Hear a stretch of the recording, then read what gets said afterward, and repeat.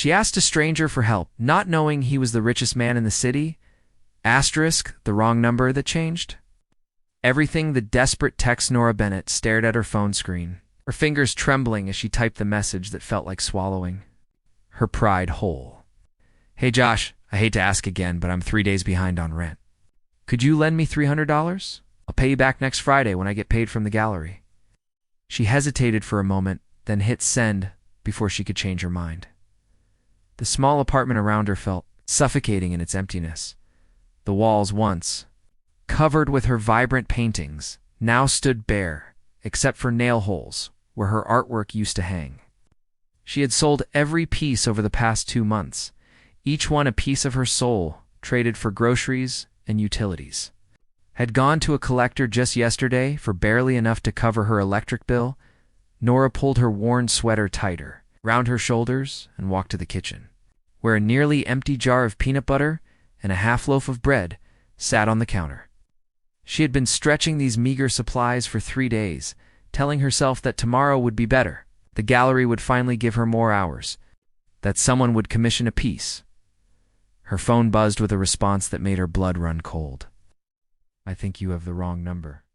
I'm not Josh. Horror washed over her as she realized her mistake. In her desperation, she had mistyped her brother's new number. The humiliation burned through her chest like acid. Not only was she broke and desperate, but now she had embarrassed herself in front of a complete stranger. I'm so sorry, she typed back quickly. Please ignore that message. Wrong number. She tossed her phone onto the couch and buried her face in her hands. This was rock bottom, she thought. A struggling artist at 28, with a fine arts degree that seemed worthless in the real world, begging strangers for money by accident, an unexpected response 20 blocks away. In the penthouse office of Morrison Tech Solutions, Daniel Morrison read the message for the 3rd time. The 41-year-old CEO had built his company from nothing, turning a small software startup into a billion-dollar empire. He was used to people wanting things from him: money, connections, opportunities. But something about this accidental text felt different. The raw desperation in those few lines reminded him of his own past, of nights when he had eaten ramen noodles for weeks while building his first app in a cramped studio apartment. The memory of choosing between electricity and groceries was still vivid. Even after all these years of success, his phone buzzed again with her apology, and instead of simply acknowledging the mistake and moving on, Daniel found himself typing, "Are you okay? Do you need help?" He stared at the message before sending it, questioning his own impulse. His assistant would say he was being impulsive. His ex-wife would have said he was being naive. But something about the genuine desperation in the original message moved him in a way that surprised him. On the other side of the city, Nora stared at the unexpected response with suspicion and confusion. Why would a stranger care about her problems? She had heard enough stories about predators online to be cautious. But exhaustion and desperation were wearing down her usual defenses. I'll be fine, she typed back, though they both knew it wasn't. True, thank you for asking. I'm Daniel, came the immediate response, and I'd like to help if you'll let me. No strings attached, I promise. Nora's first instinct was to refuse. She had been raised to be independent, to solve her own problems. Her parents, both hard-working middle-class people, had taught her the value of earning her way in the world. But independence was a luxury she could no longer afford. Why would? You want to help a stranger? She typed, her curiosity overriding her caution. Daniel paused at his office window, looking out at the city skyline. Let's just say I've been where you are, and I remember what it felt like when no one would give me a chance. He had struggled, though not quite in the same way. His struggles had been more about being taken seriously as a young entrepreneur, about finding investors who believed in his vision. But the feeling of desperation, of being ignored and dismissed, was something he remembered vividly. The first act of kindness, after an hour of cautious texting, Nora found herself sharing more than she intended. She told Daniel about losing her job at the marketing firm 6 months ago, about trying to make it as an artist, about selling her paintings just to survive. She didn't mention her name or give specific details about her location, but she found herself opening up to this stranger in a way that surprised her. "What's your Venmo?" Daniel asked, after she explained about the rent situation. Nora hesitated. Every instinct told her this was too good to be true, that there had to be a catch. But with an eviction notice already taped to her door and no other options, she sent him her username. Minutes later, her phone buzzed with a notification that made her gasp. This Daniel hadn't sent the $300 she had asked her brother for. He had sent $1,000. "This is too much," she typed frantically. "I only needed $300. Consider the rest a buffer," Daniel replied. "One less thing to worry about for a while." Oh, tear. Sprang to Nora's eyes for the first time since she had received her eviction notice. She hadn't cried when she lost her job. Hadn't cried when she sold her grandmother's ring. Hadn't even cried when she had to choose between groceries and art supplies. But this unexpected kindness from a complete stranger broke something loose inside her. "Thank you," she typed, unable to find words adequate for her gratitude. "I don't know how to repay this. Why don't you just pay it forward someday when you're in a position to help someone else?" Daniel replied. "What kind of art do you create?" Building connection over the next few days, their text conversations became a lifeline for Nora. Daniel was easy to talk to, asking thoughtful questions about her art and sharing stories about his own work, though he was vague about specifics. He seemed genuinely interested in her paintings, asking her to describe her style and inspiration. Nora found herself looking forward to his messages, checking her phone more frequently than she cared to admit. There was something comforting about having someone to talk to who didn't know her history, who didn't look at her with pity or judgment. "I've been thinking about commissioning a piece," Daniel texted one evening. "Would you be interested?" Nora's heart leaped. A commission would mean she could afford groceries and maybe even some quality art supplies. "What did you have in mind? Something for my office? Abstract? Maybe something that captures the feeling of a new beginning?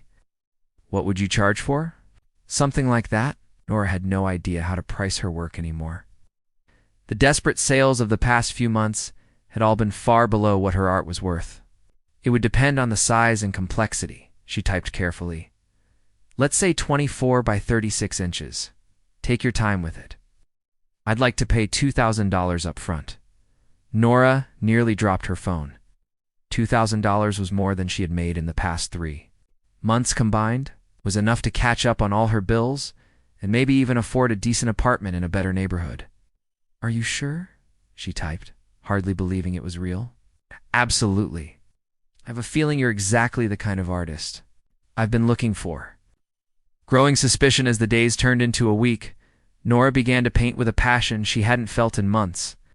The financial pressure had lifted enough for her to focus on her art rather than just survival. She worked on Daniel's commission during the day and found herself texting with him late into the evenings. He was intelligent and funny, with an unexpected depth that came through even in text messages. He seemed to understand her struggles as an artist, the way creativity could be both a gift and a burden. But something about their conversations was starting to puzzle her. Daniel's knowledge seemed unusually broad. He spoke casually about business, strategies, international markets, and technology trends in a way that suggested more than just passing interest. When she mentioned struggling with the business side of art, he offered sophisticated advice about pricing, marketing, and building a client base. "What do you do for work?"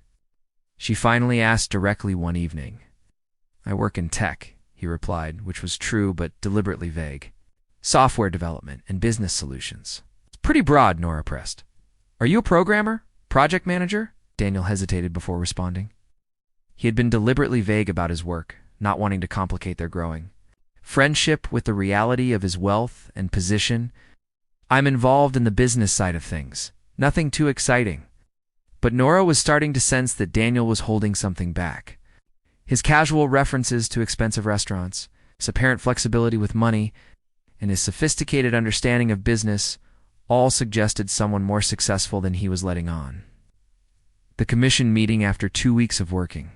On his commission, Nora had created what she considered one of her best pieces. The abstract painting captured the feeling of dawn breaking over a city with warm golds and deep blues flowing together in a way that suggested both movement and hope. She was proud of the work and eager to show it to Daniel. "It's finished," she texted him. Would you like to see photos, or would you prefer to see it in person? I'd love to see it in person, Daniel replied. Could we meet somewhere public? Understand if you're not comfortable with that yet? They arranged to meet at a coffee shop in the Arts District, a neutral location where Nora felt safe. She arrived, early, nervous about finally meeting the stranger who had become such an important part of her daily life. She had brought a smaller canvas to show him, along with photos of the completed commission on her phone.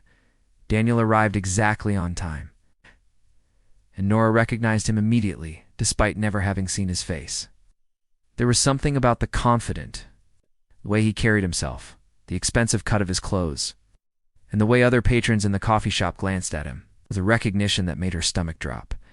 He was handsome in a polished way, with dark hair touched with gray at the temples, and the kind of presence that commanded attention. But what struck Nora most was the way he looked at her with genuine warmth and what appeared to be nervousness. "Nora?" he asked, approaching her table cautiously. She nodded, suddenly unable to speak. This man was clearly not just someone who worked in tech. The expensive watch, the perfectly tailored clothes, and the subtle deference of the coffee shop staff all pointed to someone with significant wealth and influence. "Thank you for meeting me," Daniel said, sitting across from her. "I've been looking forward to this, the revelation." As they talked over coffee, Nora's suspicions grew stronger. Daniel's casual references to restaurants she could never afford, his apparent familiarity with high-end art galleries, his ease with spending large amounts of money, all painted a picture of someone far more successful than he had let on. "Daniel," she said finally, setting down her coffee cup and meeting his eyes directly. "I need to ask you something, and I need you to be honest with me." He tensed slightly, sensing what was coming. "Of course, who are you, really? Don't tell me you just work in tech. I've been an artist in this city for 5 years. I know the difference between someone who works in tech and someone who owns the tech company." Daniel was quiet for a long moment, studying her face. He had known this moment would come eventually, but he had hoped to delay it until their friendship was stronger, till she knew him well enough to see past the wealth to the person underneath. "You're right," he said finally. "I haven't been completely honest with you about what I do." Nora's heart sank. She had allowed herself to hope that this connection, this friendship, was real. The thought that it had all been built on deception was almost worse than being broke. "You may have heard of the company." Nora's eyes widened. Morrison Tech was one of the largest companies in the city, known for its innovative software and massive corporate campus. She had seen Daniel Morrison's face on magazine covers and business news programs, though she had never paid much attention to tech industry news. "You're Daniel Morrison," she said, not really a question. He nodded, looking uncomfortable for the first time since they had met. "I am." The silence stretched between them as Nora processed this information. The man sitting across from her wasn't just wealthy, he was one of the richest people in the city, possibly in the country. The casual $1,000 he had sent her was probably less than he spent on lunch. "Why?" she asked finally. "Why didn't you tell me who you were?" Daniel leaned forward, his expression earnest. "Because I wanted to know if we could be friends without all of that complicating things. When people know who I am, they see the money first and the person second. With you, I gotta be just Daniel. Someone you talk to because you wanted to, not because you wanted something from me." "But I did want something from you," Nora pointed out. "I asked you for money in the very first text." "That was an accident," Daniel reminded her. "Everything. Since then, all our conversations, your art that's been real, the connection we've built is real." Nora looked down at her hands, processing the revelation. Part of her was angry at the deception, but another part understood his reasoning. She had seen how people treated wealth differently, how money could distort every relationship. "The commission," she said suddenly. "Was that real or were you just giving me charity?" "It was real," Daniel said firmly. "I genuinely want the painting. I've been looking for the right piece for my office for over a year, and what you've created is exactly what I was hoping to find." He pulled out his phone and showed her photos of his office space, a large modern room with floor-to-ceiling windows and minimal decoration. "It needs something with warmth, something that represents hope and new beginnings. From what you've shown me, your painting is perfect." The growing tension as they left the coffee shop together, Nora felt torn between excitement and anxiety. On one hand, having Daniel Morrison as a patron could launch her art career in ways she had never imagined. On the other hand, the revelation of his true identity had shifted the dynamic between them in ways that made her uncomfortable. "Need some time to think about all of this," she told him as they reached the street. "I understand," Daniel said. "Take all the time you need. But Nora, I hope you'll consider that who I am professionally doesn't change who I am as a person. The conversations we've had, the friendship we've built, that's real, regardless of what's in my bank account." As Nora walked home, her mind raced. With possibilities and concerns, Daniel Morrison could afford to collect art from established galleries, to commission works from famous artists. Why was he interested in her work specifically? Was it genuine appreciation, or was this all an elaborate form of charity? But as she thought about their conversations over the past 2 weeks, she had to admit that his interest in her art had seemed genuine. He had asked thoughtful questions, shown real understanding of the creative process, and his feedback had been insightful, rather than just polite.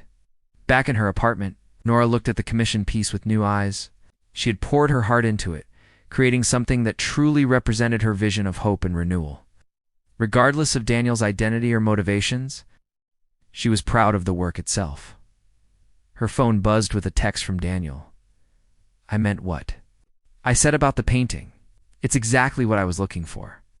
Would you like to deliver it to my office tomorrow, or would you prefer I pick it up?" Nora stared at the message for a long time before responding. This was a crossroads moment. She could take his money, deliver the painting, and try to maintain some professional distance. Or she could trust that the friendship they had built was genuine, despite the unusual circumstances of how it began. "I'll bring it to your office," she typed finally. "But I want to see where it's going to hang." "Of course," Daniel replied immediately. "I'll have my assistant clear my schedule for tomorrow afternoon." "Thank you, Nora, for the art and for giving this a chance." As Nora prepared for bed that night, she found herself both nervous and excited about the next day. She was about to enter a world she had never been part of. But maybe, just maybe, she was also about to take the first step toward the career she had always dreamed of. The wrong number that had started as her most embarrassing moment was turning into something she couldn't have imagined. But for the first time in months, Nora fell asleep feeling hopeful about the future.